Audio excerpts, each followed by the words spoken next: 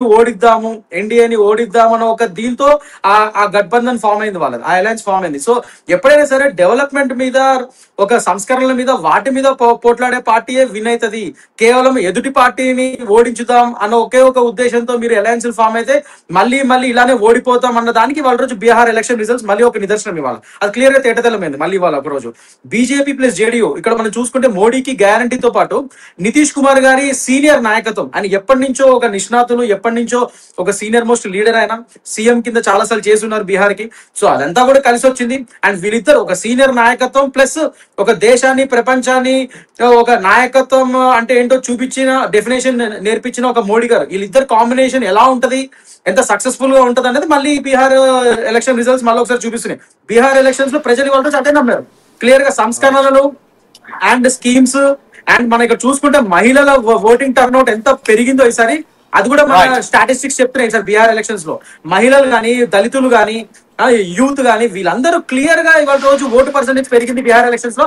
వాళ్ళందరూ బయటకు వచ్చి ఓట్లేయడం జరిగింది. సో ఇదంతా కేవలం మోడీని అండ్ నితీష్ కుమార్ ఒక అలయన్స్ ని నమ్మి వేశారు. వీళ్ళందరూ బయటకు వచ్చి ఇదివరకు ఎప్పటికంటే చాలా ఎక్కువగా ఓటు శాతం నమోదైంది అంటే because of Modi and Nitish Kumar factor and main Modi గారి గ్యారంటీ వల్ల ఇదంతా ఇవాళ రోజు సాధ్యం. సో నేను చెప్తున్నాను ఇది మొత్తం మీద ప్రస్తుతానికి బీహార్ ఎన్నికలకు సంబంధించిన ఫలితాలు ఆసక్తికరంగా మారుతున్నాయి. ముఖ్యమంత్రి అభ్యర్థిగా అనుకున్న తేజస్వి యాదవే ఓడిపోయేటట్టున్నాడే. ఏం కర్మ ఆర్జేడీకి, ఇది నిజంగా చాలా దారుణం. ఇది ఆర్జేడీ ముఖ్యమంత్రి అభ్యర్థి తేజస్వి యాదవ్ వెనుకంజలో ఉన్నాడు. తేజస్వి యాదవ్ ఓడిపోబోతున్నాడా? రాఘోపూర్లో వెనుకంజలో ఉన్నాడు. రాఘోపూర్లో ఇండి కూటమి అభ్యర్థి తేజస్వి యాదవ్ ఓటమి దిశగా పయనిస్తున్నారు. మరీ ఘోరం. అసలు ఎగ్జిట్ పోల్స్ కు అంచనాలకు మించి 190 స్థానాలకు బీజేపీ దూసుకెళ్తుంది. ఇక్కడ బీజేపీ జేడీయూ నువ్వా నేను అన్నట్టుగా 77 ఇలా పోటీ పడి మరి ప్రస్తుతానికైతే లీడ్లు కొనసాగుతున్నాయి. ఇక ఇండి కూటమి కంప్లీట్గా ఆర్జేడీ కాంగ్రెస్ అయితే 49 స్థానాలకే పూర్తిగా దిగజారుతున్న పరిస్థితి. ఎందుకు అసలు ఏం జరుగుతుంది బీహార్లో? అసలు ఓటర్లు మరి బీహార్లో ఓటింగ్ పర్సెంటేజ్, ఈ ఓటింగ్ పర్సెంటేజ్ ఇదేనా? దాని ఇంపాక్ట్ ఇదేనా? ఆ ఓటింగ్ పర్సెంటేజ్ ఆర్జేడీ కాంగ్రెస్ కూటమి కొంప ముంచబోతుందా? ఏం జరగబోతుంది? మా అసోసియేట్ ఎడిటర్ గణేష్ నాతో జాయిన్ అవుతున్నారు. గణేష్, మనం చూస్తున్నాం అసలు ఎగ్జిట్ పోల్స్ ఫలితాలకు అంచనాలకు భిన్నంగా బీహార్ ఫలితాలు నిజంగా ఆశ్చర్యాన్ని కలిగిస్తున్నాయి. 190 స్థానాలు ఎన్డీఏ కూటమి లీడ్ కనబరుస్తోంది. అసలు ఏంటి ఈ ఆశ్చర్యకరమైనటువంటి ఈ ఫలితాలు, దేనికి సంకేతం అనుకోవాలి? బీహార్కు సంబంధించిన ఎన్నికలే కాదు, ఇక్కడ జూబ్లీహిల్స్ కూడా ఎగ్జిట్ పోల్స్ ఎగ్జాక్ట్ పోల్స్ కాదనేది ప్రతిపక్షాలు చెప్తూ వచ్చాయి. కానీ దీన్ని బీట్అవుట్ చేస్తూ ఎగ్జిట్ పోల్స్ అనేవి ఎప్పటికీ ఎగ్జాక్ట్ పోల్స్ కంటే మించి బీహార్లో ఇప్పుడు చూస్తుంటే వాళ్ళు ఇచ్చిన సంఖ్య కంటే మించి ప్రయాణం చేస్తుంది. దాదాపుగా 243 స్థానాలకు 290 స్థానాల్లో ఏదైతే బీజేపీ దాని మిత్రపక్షాలు జేడీయూని ప్రయాణం చేయడం అనేది ఒక చాలా పెద్ద, అంటే రాజకీయ చరిత్రలోనే దీన్ని పెద్ద అధ్యాయంగా తీసుకోవాల్సిన అవసరం ఉంది. మరోవైపు ఒక బిగ్ షాకింగ్గా చూడాల్సిన అవసరం ఏంటంటే, ఏదైతే ముఖ్యమంత్రి అభ్యర్థిగా అనుకున్నారో మనకి ఆర్జేడీ నుంచి తేజస్వి యాదవ్ వెనుకంజలో ఉండడం, దాదాపుగా 1273 ఓట్ల వెనుకంజలో ఉండడం అనేది అది కూడా ఒక పెద్ద బిగ్ షాక్గా చూడాలి. ఎందుకంటే చాలా వరకు రాష్ట్రంలో పోటీ జరుగుతున్నప్పుడు ప్రతిపక్షంగా ఉండే నాయకుడు ఎప్పుడు కూడా చాలా వరకు ఎన్నికల్లోనే విజయం సాధిస్తాడు. ఆయన ముందు నుంచి కూడా ముందంజలో ఉంటాడు. ప్రతి రౌండ్లో కూడా ముందంజలో ఉండే అవకాశం ఉంది. అంటే ఆ పార్టీ జయాపజయాలు పక్కన పెడితే వాళ్ళు ముఖ్యమంత్రి పీఠాన్ని అధిరోహిస్తారా లేదా అనేది పక్కన పెడితే ఖచ్చితంగా ఆ ముఖ్యమంత్రి అభ్యర్థిగా ఉన్న వాళ్ళు ఖచ్చితంగా విజయం సాధించిన ఎన్నికలే మనకి ఎక్కువ కనిపిస్తాయి. కానీ బీహార్ ఎన్నికలు దీనికి ఖచ్చితంగా ఒక క్వైట్ ఆపోజిట్లో ప్రయాణం చేస్తున్నాయని చెప్పాలి. ఎక్కడైతే ఇప్పుడు కాంగ్రెస్ ఆర్జేడీ కూటమి ఏదైతే ఉందో విఐపితో కలిపి వీళ్ళ కూటమికి సంబంధించి ఇప్పటికే వెనకంజలో ఉంటే ఆ పార్టీకి ముఖ్యమంత్రి అభ్యర్థిగా చెప్తున్నాం తేజస్వి యాదవ్ వెనకంజలో ఉండడం, దాదాపుగా 1200 ఓట్ల మెజారిటీ ఓట్లకి సంబంధించి వెనకంజలో ఉండడం అనేది ఒక ఆశ్చర్యాన్ని కలిగిస్తుంది.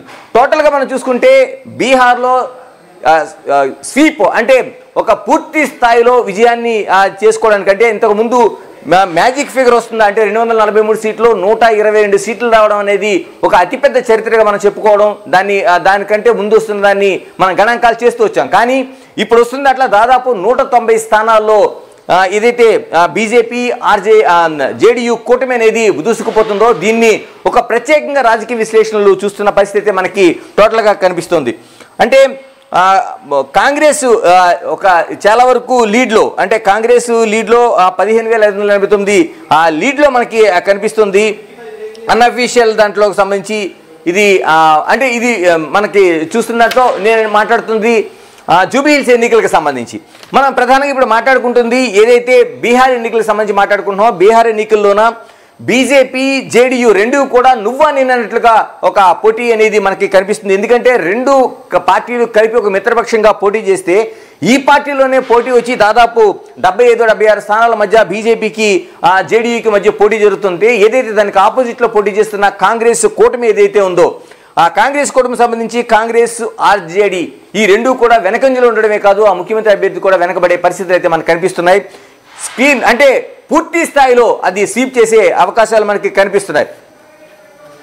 జూబ్లీ హిల్స్ సంబంధించిన ఒక లేటెస్ట్ అప్డేట్ చూస్తున్నాం. జూబ్లీ హిల్స్ లో కాంగ్రెస్ ప్రభంజనం కొనసాగుతుంది. 6 రౌండ్ల ఓట్ల లెక్కింపు పూర్తయింది. భారీ మెజార్టీ దిశగా నవీన్ యాదవ్ దూసుకెళ్తున్నారు. 6 రౌండ్లు ముగిసేసరికి నవీన్ యాదవ్ 15,589 అంటే దాదాపు 16,000 ఓట్ల మెజార్టీతో దూసుకెళ్తున్నారు. జూబ్లీ హిల్స్ లో కాంగ్రెస్ అభ్యర్థి నవీన్ యాదవ్ విజయం దాదాపు ఖాయమైంది. దాదాపు 11-20 నిమిషాలు కావస్తుంది. పూర్తి స్థాయి ట్రెండ్స్ వచ్చినట్టే జూబ్లీ హిల్స్ లో కాంగ్రెస్ విజయం ఖాయమే అనిపిస్తోంది. 16,000 వెనక్కి నెట్టి మిగతా ప్రత్యర్థిని వెనక్కి నెట్టి 16,000 ముందంజలో ఉన్నారంటే ఖచ్చితంగా నవీన్ యాదవ్ గెలుపు ఖాయమని అనిపిస్తుంది. నవీన్ యాదవ్ అసెంబ్లీలో అడుగుపెట్టే chance very clear. Naveen Yadav Jubilee Hills లో గెలవబోతున్నారని సంకేతాలు చాలా స్పష్టంగా కనబడుతున్నాయి. ఇప్పటికే బీఆర్ఎస్ పార్టీ కౌంటింగ్ ఏజెంట్లు కౌంటింగ్ సెంటర్ నుంచి బయటకు వెళ్ళిపోతున్నారు. కాంగ్రెస్ పార్టీ సంబరాలు షురూ చేసింది. బాణాసంచా పేలుస్తోంది. మిఠాయిలు పంచుకుంటున్నారు. జూబ్లీ హిల్స్ సంబంధించిన కాంగ్రెస్ పార్టీ నాయకులు, నేతలే కాదు హైదరాబాద్ వ్యాప్తంగా ఉన్న నవీన్ యాదవ్ అభిమానులు, పార్టీ కార్యకర్తలంతా కూడా జూబ్లీ హిల్స్ చేరుకొని పెద్ద ఎత్తున సంబరాల్లో పాల్గొంటున్న దృశ్యాలు కూడా మనం చూస్తా ఉన్నాం. ఎస్ గణేష్ మనం ఒక్కసారి కమింగ్ టు జూబ్లీ హిల్స్ లో నిజంగా నవీన్ యాదవ్ గెలుపు ఊహించింది అయినప్పటికీ కూడా ఈ స్థాయిలో నవీన్ యాదవ్ మెజార్టీ గెయిన్ చేస్తారని మనం అంటే ఏ రకమైనటువంటి ఎలిమెంట్స్ ఇక్కడ నవీన్ యాదవ్ గెలుపుకు ప్రభావితం చేస్తారంటే ఏం చెప్పుకోవచ్చు మనం? అంటే టోటల్గా మనం చూసుకున్నప్పుడు ఏదైతే నవీన్కి సంబంధించిన విజయానికి సంబంధించి చాలా వరకు మెజార్టీ సంఖ్యలో ఎగ్జిట్ పోల్స్ అనేవి కాంగ్రెస్ పక్షాన్ని ఇచ్చే జూబ్లీ హిల్స్ ఏదైతే ఉప ఎన్నికకు సంబంధించి బైపోల్లోన ఖచ్చితంగా కాంగ్రెస్ వస్తుందని అనుకున్నారు. కానీ ఈ స్థాయిలో మెజారిటీ అంటే కాంగ్రెస్ పార్టీ సైతం 6,000 నుంచి 7,000 వరకు మాత్రమే ఒక టోటల్గా మెజారిటీ వచ్చే అవకాశం ఉంటుంది. 10,000 లోపల మాత్రమే పరిమితం చెప్పారు. అయితే బీఆర్ఎస్ కూడా తనకి అనేక అంచనాలు వేసుకుంది. కానీ ఎక్కడ కూడా ఎగ్జిట్ పోల్స్లో ఒకటి రెండు సంస్థలు తప్ప ఎక్కడ కూడా బీఆర్ఎస్ గెలుస్తుంది అనేది ఎక్కడ చెప్పలేదు. ఇప్పుడు మనం 6వ రౌండ్ పూర్తయిన తర్వాత మనం చూసుకుంటే దాదాపుగా నవీన్కి 15,589 ఓట్ల మెజారిటీ వచ్చింది. అంటే దాదాపుగా విజయం ఖరారైనట్లే. 6వ రౌండ్లో ఇంకా మిగిలింది 10 రౌండ్లో కూడా 4 రౌండ్లో మాత్రమే. మనకి టోటల్గా